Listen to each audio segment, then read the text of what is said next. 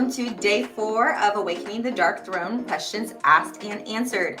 My name is Jessica Andashaka, and I am a debut novelist with Asturian House Press. My debut novel, Awakening the Dark Throne, launches April 2nd, so definitely be sure to check it out on Barnes & Noble or Amazon.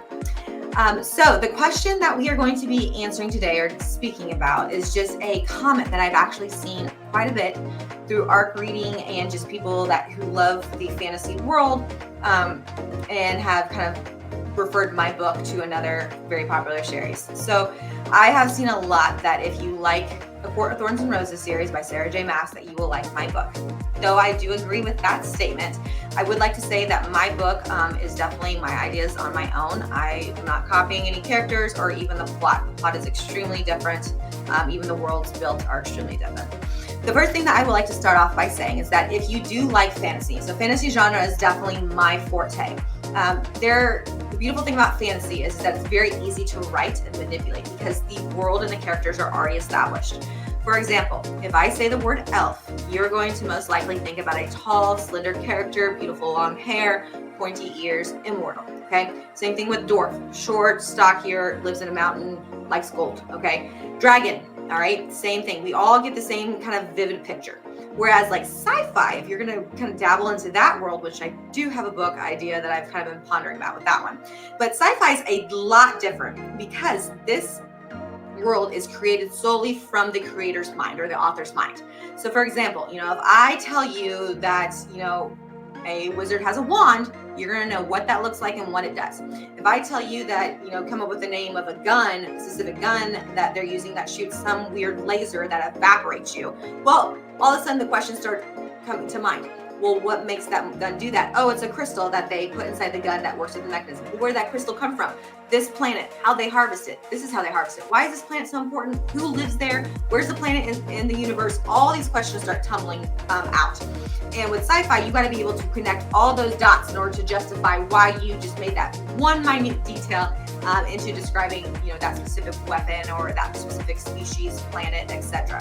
So that's a little bit different. So with that being said, why I kind of went on that rabbit trail is because fantasy is definitely already established. There's only so many things that you can do to modify the world. Okay, so though I do love A Court of Thorns and Roses, I love Rhysand and Cassian and Azrael and all those characters. Mine are definitely different.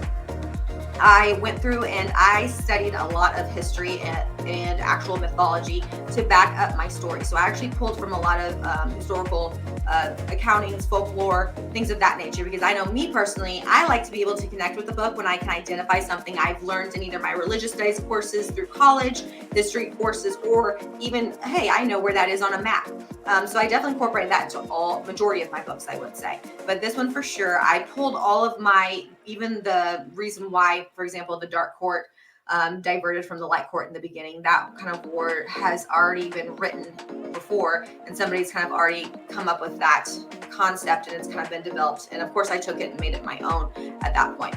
But my plot is definitely different than A Court of Thorns and Roses. And even, the morally gray character, Arendelle, that you're going to meet, he is definitely not, he's not a shadow daddy. I know a lot of people are like, okay, come on, another shadow daddy. He doesn't have that. He's definitely his own character. I wouldn't even consider him he's similar to Rhysand because Rhys was a high lord, whereas Arendelle was, a poor pauper, I guess, at this point. So he definitely was not anything relatable. He was able to climb up to his station to where he's at now because he was able to use his mind. He manipulated people, and that is his greatest strength. What you will learn in book 2 is his mind and his intellect. So moving forward, just wanted people to keep kind of an open mind about that. And again, about how fantasy already has this beautiful established kind of foundation that we as authors get to kind of manipulate and play with. I would also like to comment on the fact that mine is labeled as a dark fantasy, whereas Sarah J. Maas's are fantasies. Granted, I have read all of her books, especially her Tog series. She definitely has a lot of things that kind of heart-wrench you. Mine does as well. I try not to go into too much detail just because I want to be conscious of my readers and their trigger warnings.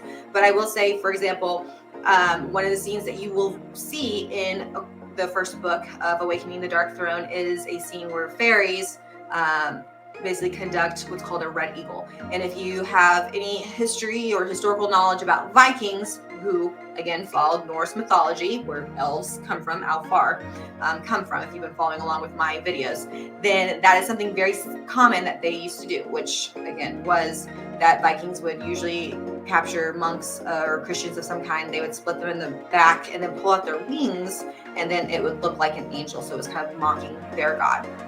So I incorporate things like that into it because that is what the Norse mythology followed, and I want to be historically accurate moving forward. Again, as an author, I am taking things that I know and learn and study about and incorporating it with my own imagination and manipulating it to my theme and to my plot. So that is that question answered for today. Stay tuned for tomorrow's.